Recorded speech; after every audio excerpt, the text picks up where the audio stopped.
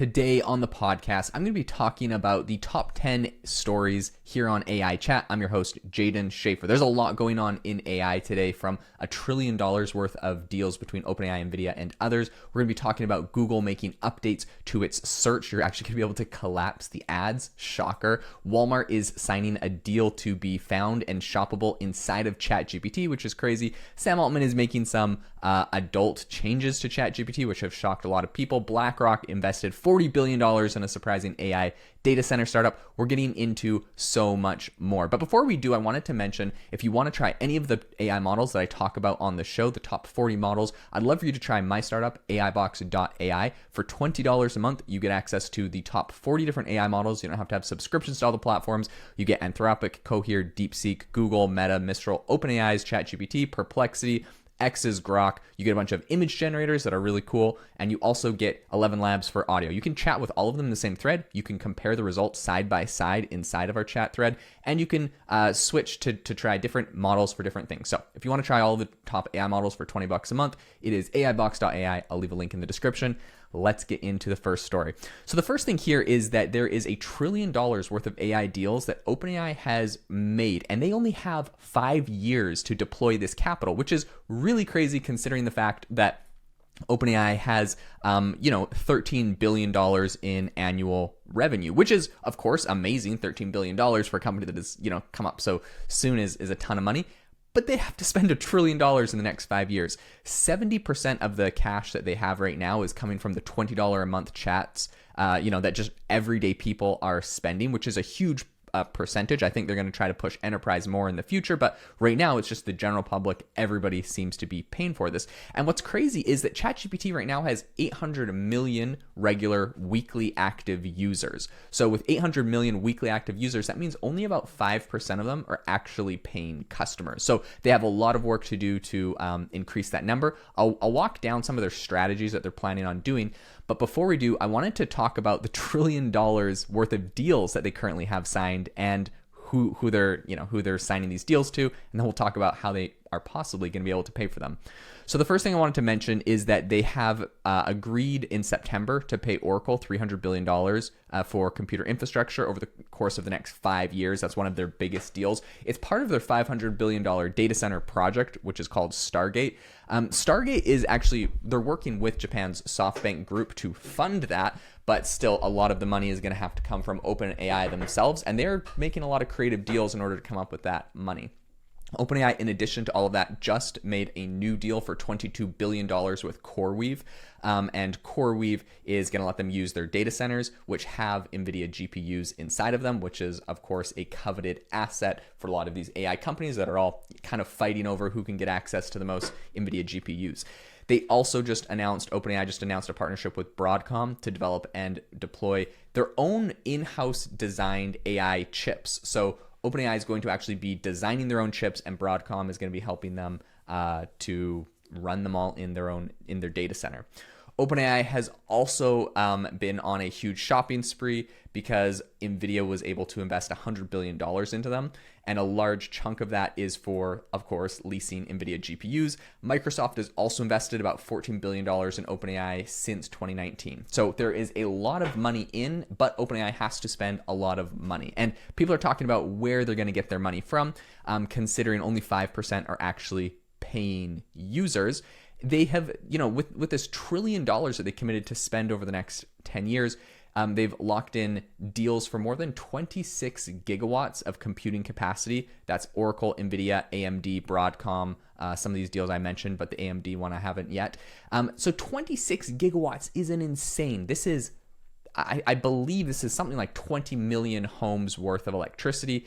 It is quite incredible. So in order to be able to make up the money to pay this $1 trillion to get 26 gigawatts, OpenAI is getting very creative. There was a report by the Financial Times on their 5-year plan, and they're exploring government contracts. They're going to be building shopping tools. They're going to be building video services, consumer hardware, which, of course, with Johnny Ive, we know that this is kind of in the works. They haven't announced anything there. But they're also considering becoming a computer supplier through their Stargate data center project, which would be another revenue stream. They're looking at every revenue stream possible right now, and it seems to be that, they need to make a lot of money very quickly. So in that regard, I think the next story to cover is that Sam Altman has recently announced, he had this long tweet over on Twitter where he's, talking about like mental health. Essentially, he said that in December, quote, as we roll out age gating more fully and as part of our treat adults like adults principle, we will allow even more erotica for verified adults. So Sam Altman is basically going back against a lot of their principles that they said at the most recently that they were against, and is now going to allow adult content through ChatGPT if you have a verified age on your account. Of course, I think at the end of the day on the internet, adults can do whatever they want. I just think you gotta look at your brand and decide if it's something that you it's in line with your brand. I think when XAI's Grok kind of went hard in this direction, a lot of people dumped it, myself included. I was a huge Grok fan, and it's just not something I use.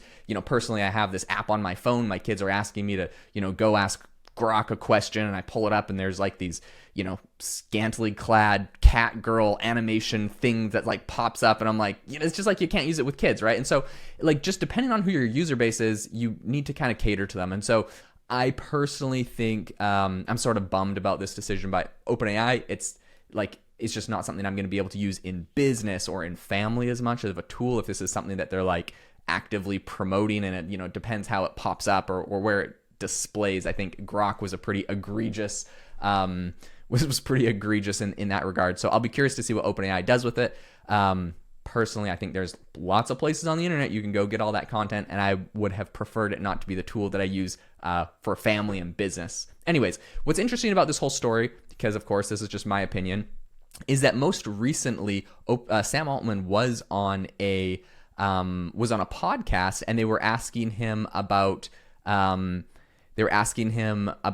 basically this exact question, and here's a clip of what he said in regards to that.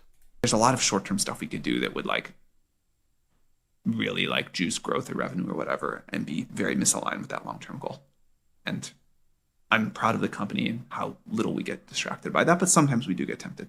Are there specific examples that come to mind? Any decisions that you've made? Well, we haven't put a sex bot. So there you have it. What was previously misaligned for OpenAI due to mental health reasons is evidently now aligned that they crunch the numbers and realize they have to spend $1 trillion in the next 5 years. So it probably is all about the money. A lot of people are disappointed. Some people are supportive of it. I think you see people on both sides of this argument.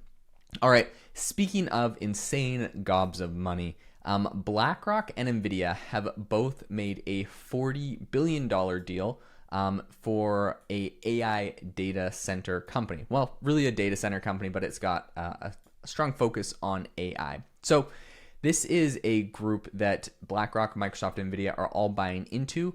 It's one of the world's biggest data center operators. They have about 80 sites, and this is a $40 billion deal. It's a USA-based company called Aligned Data Centers, and it's from Australian Macquarie Assets Management, and they are buying this. They just inked this deal today. This is the first deal in a AI infrastructure partnership formed last year, which also has Abu Dhabi's MGX fund and also Elon Musk's XAI are among the backers. Now, what's interesting here is you have people like XAI, Microsoft, NVIDIA, and they're all coming together because they need more compute. But what's interesting is it's not like they're building more compute. OpenAI is doing a lot of those deals. They're just purchasing, the biggest data center company that has 80 sites, which is interesting because you kind of have to ask what happens to all of the customers of these, 80 different data centers when all the AI companies basically band together and they just go buy the data centers so that they can use them. It's kind of interesting, the AI companies themselves are the owners, and they now have rights over what goes on there, and they're able to kind of cut off, theoretically, their competitors. So it's like a data center arms race. But it makes you wonder, for every other industry that needed these data centers, where they have to go. Do they have to go build their own data centers now? Because, previously you could just go find someone that had a data center, you could use it, and you were their customer. But then once all those companies get bought up by people that want 100% of the capacity, it's going to be very interesting to see where that goes. Apple, in other news, has just released their M5 chip. So there's the MacBook Pro that is now going to be coming out with the new M5 chip. And according to Apple, it is, quote, the next big leap in AI performance for Apple Silicon. What's interesting here is Apple is a company that has been heavily criticized for kind of falling behind on AI, but mostly this is in relation to software. When it comes to hardware, theoretically they could be building their iPhones or their MacBooks with the latest chips that could actually run AI on device, and this is kind of what their vision has been. A lot of people give them a hard time, myself included, for not doing better as far as the software. Training LLMs, they're a big enough company they could certainly handle that, but it doesn't really seem to be their main focus. But it appears that it appears that the hardware side of things is a big focus for them. So they said the M5 delivers over 4x the peak GPU compute performance for AI compared to the M4, featuring a next generation GPU with a neural accelerator in each core, a more powerful CPU, a faster neural engine, and higher unified memory bandwidth. At the end of the day, something that I think a lot of people would be excited about is if you had the ability to run AI models locally on your device without having to use OpenAI or Anthropic or anyone else, because you could run it locally on your device. And with all of the open source AI companies coming out right now, I think that this is going to be more and more of a viable option, perhaps in the future, but you need really good hardware to do it. So Apple is trying to build that right now. Here's a quote directly from Johnny Shruji, who's Apple's Senior Vice President of Hardware Technologies. He said, M5 ushers in the next big leap in AI performance for Apple Silicon. With the introduction of neural accelerators in the GPU, the M5 delivers a huge boost to AI workloads, combined with a big increase in graphics performances, the world's fastest CPU core, a faster neural engine, and even higher unified memory bandwidth. The M5 brings far more performance and capabilities to the MacBook Pro, iPad Pro, and Apple Vision Pro. And yes, I should mention, this isn't just the MacBook Pro, right? We're talking about the newest iPad and the newest Apple Vision Pro, which I have no idea how that product is continuing to sell. The numbers don't seem to be incredibly impressive, but it's a first gen, so maybe they'll make some improvements and it will catch on down the line. The next story I want to talk about is that Google's Gemini can now help you schedule your Google Calendar meetings. Doesn't sound like an insanely huge announcement, but it comes on the back of a whole bunch of updates that Google has just done. So they launched the new feature in a bunch of different Google Workspace announcements that are focusing on putting basically AI more deeply into everything that they have on their platform. This is something I actually think Google is doing a very good job at. I still think they're like miles behind where they should be. Like when I go to Gmail, it should be very clear to just see like summaries of the most important emails organized in the most important ways with, responses ready to go. And they sort of have things built in, but nothing that I've actually been able to use. I just didn't feel like the quality was good enough. So I think across a lot of Google products, there's a lot of room to grow, but I am really happy that it feels like they're making useful steps in that direction beyond what I'll stop roasting them, but beyond what Apple is doing with just like text summaries on the iPhone, which are kind of silly in my opinion. So with all of these updates, of course, there's a scheduling one I mentioned, but this also includes the introduction of Google's latest image editing model, Nano Banana, and Google Gemini in Google Slides, tools to share custom AI assistants called Gems with other team members, new formats in Notebook LM, improved AI video tools in Google Videos, and more. And I think in Google Meets, like they have like a new makeup feature where it puts makeup on for you. I know like Zoom's been doing that for ages, and I think even Google had something, so I don't really know how much better it is, but they threw that into the whole announcement. So this is interesting. They're adding more features. I think this is cool. I tried looking into it a little bit. Wasn't something I felt like I was going to pull the trigger on a lot of it immediately. Some of it seemed useful. Bigger AI Google news, in my opinion, though, is something that they just came out and said, which is that they're updating their search, the tool that is used by over 1 billion people worldwide. And they're updating Google Search to basically allow collapsing the ads because they're integrating AI more and more into the platform. I don't know if you've gone to, Google recently, but on their homepage, when I go there, right in the search bar, they have an AI mode button where if you click it, it's basically opening up Gemini, or like an equivalent of ChatGPT right there. So it's like the main search button on Google is now pulling up a ChatGPT competitor. And so that Google is really swinging for the fences and they're not holding back. I think they know that their entire company is going to see some massive disruption. ChatGPT is at 400 million weekly active users. Google search is definitely getting a massive hit because of that. So with all that being said, Google is now further cannibalizing themselves by allowing you to collapse the search results, something that I'm sure tons of people are happy with, because basically if you're using ChatGPT and you're used to no search results and all of a sudden you go to Google and there's ads and you're like, hate these ads, Google's allowing you to collapse those. So here's an interesting thing about that though. While you can collapse them and it's going to remove the ads from displaying on the screen, the sponsored results are not going to go away entirely. Instead, Google says that the sponsored results label is going to stay at the top of the screen, and as you scroll down, it's basically going to be more prominent in some ways, right? Like you could hit collapse, it collapses them to the top, but as you scroll down, there's always going to be this sponsored listing bar that follows you down the screen. So that is going to be very interesting. Overall, this is an interesting update to Google with, the effect of billions of people will be affected by this. Okay, so the next story I wanted to cover is the OpenAI and Broadcom announcement. I think this is interesting. I mean, we just saw, the $1 trillion. This is kind of a part of this. But here's what's interesting to me is that this is 10 gigawatts that are wrapped up into this deal with Broadcom. And this is the deal where OpenAI is going to be working with Broadcom, designing their own custom chips and running them in their data centers, which are going to have, the 10 gigawatts of capacity here. They didn't release the exact numbers, I don't believe, on this deal. But if we look at the NVIDIA deal, where they signed a 10 gigawatt deal, that was for $100 billion. So, this could be a pretty massive deal as well. The next thing I want to say is OpenAI, in their quest to get more revenue, more money, they have actually signed a new deal with Walmart, which is going to include the ability for you to shop on Walmart inside of ChatGPT. Now, the reason why this is interesting, Walmart is going to be interested in this deal because there's 800 million weekly active users of ChatGPT, and they're starting to do shopping and search inside of there. And so as OpenAI is doing deals with Best Buy and Etsy and these other kind of players, Walmart definitely doesn't want to miss out on that. And so Walmart obviously has a use for that. The CEO of Walmart, which is Doug McMillon, said, "For many years now, e-commerce shopping experiences have consisted of a search bar and a long list of items. That is about to change." So I think that they obviously see a big use here, and ChatGPT, OpenAI, obviously needs a lot of money, so they are adding ads, they're adding products, they're adding everything they can to get more users into ChatGPT, and it appears shopping on Walmart is the next step for them.